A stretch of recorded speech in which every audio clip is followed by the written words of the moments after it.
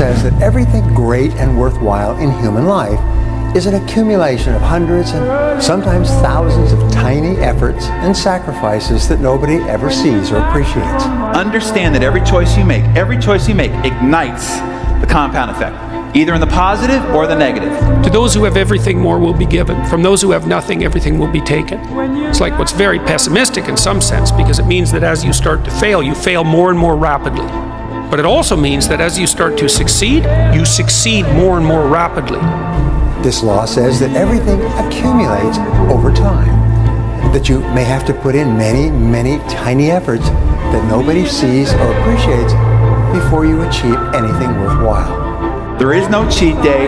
There is no binge and make up for it on Monday reality when it comes to the butterfly effect or the compound effect. Everything has a consequence. So the answer to this is, when you start making positive choices and the results are invisible and you're getting no reward for your positive choice, you just have to have patience. You see that guy over there by the fax? Take a good look. He's never gonna make partner. Okay, let me guess, because he threw a lousy rookie dinner. No, because he doesn't get it. Get what? He doesn't get that doing good work isn't the whole job. Part of getting it is that things like the dinner actually matter, even when you don't think they do. Get it through your head. You start behind the 8 ball, you'll never get in front. It's like a snowball. A snowball starts off very small, but it grows as it adds millions and millions of tiny snowflakes and continues to grow as it gathers momentum, turning into an avalanche that takes the whole mountain in front of it. You underestimate how the smallest decisions can compound into significant differences over a lifetime. Everything changed for me when I understood this philosophy. Learn to work harder on yourself than you do on your job. That's the simple philosophy that changed my life forever, starting age 25. If you work hard on your job, you can make a living, which is fine. If you work hard on yourself, you can make a fortune, which is super fine. Rome wasn't built in a day. We all know that. Everyone hears that. But Rome also didn't fall apart overnight either. It took hundreds of years for Rome to reach its peak, but it also took time, hundreds of years, for Rome to decay and fall apart. And that is representative of life, because you don't achieve worthwhile goals quickly or easily. They take time. At the end of every day, you look yourself in the mirror and you ask yourself, did I get better today?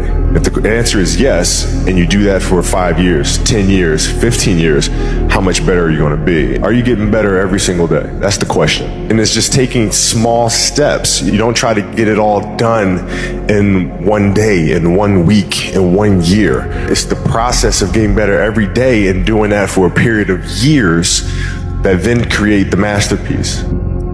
Big things have small beginnings. You've heard of the butterfly effect, right? Butterfly flaps its wings, one part of the planet. On the other side of the planet, there's a tsunami. That's exactly what happens in your life. Every choice you make ignites the butterfly effect. One little choice ignites a tsunami on the other side 10, 20 years down the road, either positive or negative. Every one of them. Most of us know what we could do to change things for the better. And we spend our time and our energy talking ourselves out of doing those things. And the other thing that I convince people of, because this is so true, it's the littlest stuff. The little things make all the difference. A true change comes down to 5-second windows. And so you take an incremental step and, well, now you can lift 55 pounds instead of 52.5 pounds. You think, well, what the hell is that? It's like, it's one step on a very long journey.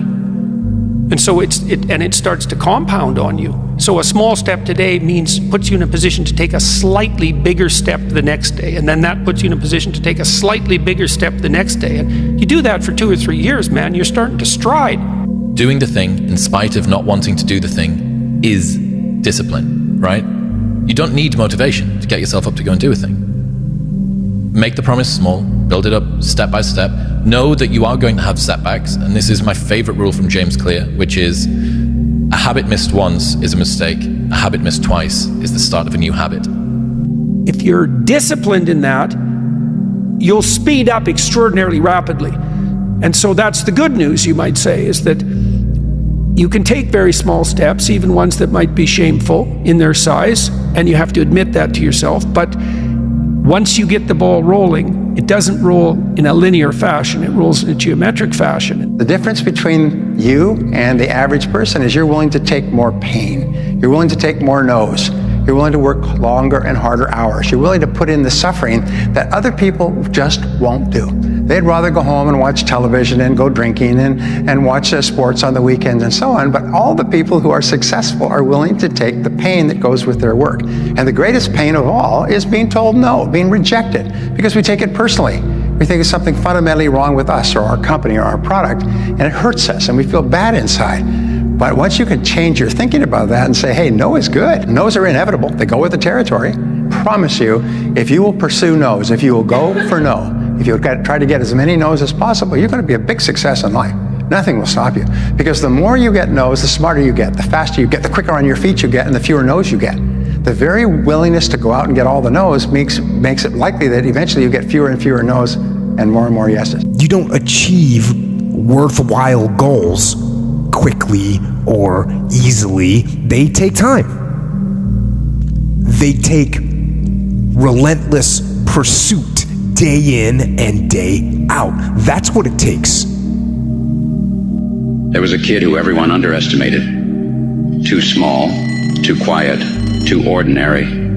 But every day while they laughed, he worked. In the gym, in the books, in the shadows. He knew one truth. Effort beats talent when talent doesn't try. Years later, they asked him how he did it, and he just smiled, because they never saw the grind. It's the quiet hustle that makes the loudest impact. The compound effect reveals the core essentials responsible for the success of every superachiever you will ever read about. This is the bottom line. Success is not doing 5,000 things really well. Success is doing about a half a dozen things really well 5,000 times. At least at first, it's a slow process. A little slip here, a little setback over there, a little wearing down of discipline and will over time. That's the thing. Success counts. The law of accumulation says that everything counts. So we training here tomorrow, 5 a.m. Nah, I got other plans. You mean you want to go to Philly? No. Listen, you want to change things in a big way, and you need to make some big changes. One step at a time, one punch at a time, one round at a time, one step at a time, one punch at a time, one round at a time. Your father was special. Tell you the truth, I don't know if it's special. Only you're gonna know that when the time is right. Okay, it ain't gonna come overnight. You're gonna take a beat, you're gonna take this, you're gonna get knocked out, you're gonna get up, and you're gonna see if you got the right thing. But you gotta work hard. I swear to God, if you're not gonna do it, I'm out. Like every punch I ever thrown has been on my own. Nobody showed me how to do this. I'm ready. So now you gotta ask yourself, are you here to prove something to other people? Or prove something to yourself? If all your books, videos, and tweets were erased from the internet forever, and all you had was the next 60 seconds to leave to the world, what's the most useful thought you could leave to the world? Figure out what you want. Ignore the opinions of others. And do so much volume that it would be unreasonable that you would be unsuccessful. You must be willing to extend yourself to the limit with no guarantee of success. Every day, you must ask yourself, did I do enough? Have you heard the story of the pottery class? So there's there's a teacher and he's got two classes that he teaches. And one class, he says, the only assignment for this whole semester is that you come back with a perfect clay pot. That's it. That's the assignment. The other class, he says, your objective is to make the most total quantity of clay pots, and you'll be measured by how many pots you make. And at the end of the quarter, the pots that came from the team that had to just make sheer volume, not only did they make more pots, but the quality of all of their pots was better compared to the teams that only had to make one. And it just underlines the biggest lesson that I've learned in my life, which is that volume negates luck. The story of the bamboo. Bamboo spends its growth time under the dirt, 5 to 7 years. And then within a couple weeks, it shoots up meters and meters into the sky. And people are like, whoa, bamboo grows so fast. No, it didn't. It took years. You just couldn't see it. So when you see growth and you see wins, it comes from consistently compounding wins. Nothing's ever going to be given to you. Everything's going to be earned. If you don't go out there and put in the work, you don't go out and put in the effort, one, you're not going to get the results. But two, and more importantly, you don't deserve it. You didn't earn it. Here's the problem. You don't see how the consequences of that small, seemingly insignificant, poor choice in the moment has. In the moment, it doesn't look like it matters at all. You don't have that heart attack. Your face doesn't shrivel up. You're not shoved into the unemployment line. And your thighs don't turn thunderous. Oh, but you have done it. You have activated the compound effect. And that choice becomes behavior. And behavior that repeats becomes a habit. It accumulates, and then it compounds into calamity, into divorce, into career failure and financial ruin. The good news is the compound effect works in the other direction as well. You don't need to radically make over your life. You don't need to make quantum leaps of change. You don't need to completely overhaul your personality, your character, and your life.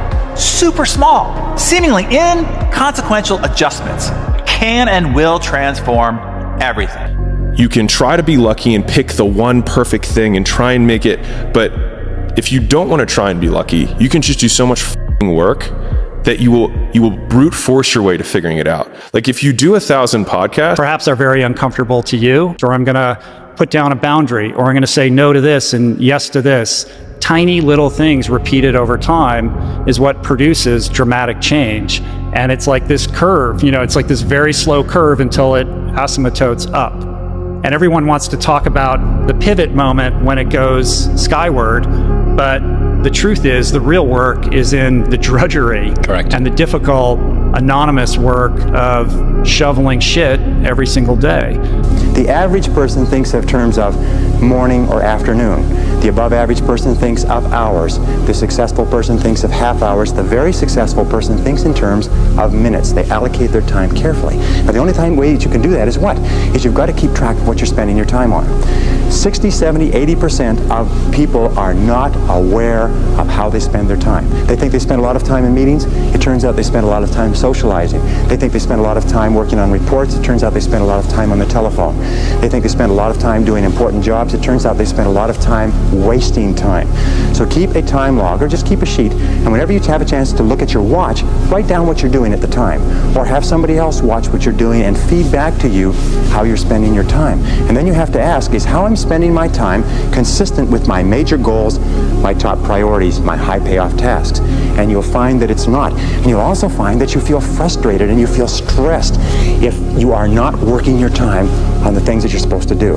Whatever it is that you're pursuing to achieve or create or express in the world, I think a lot of people back out before that happens. The fact that you've been doing this for a world.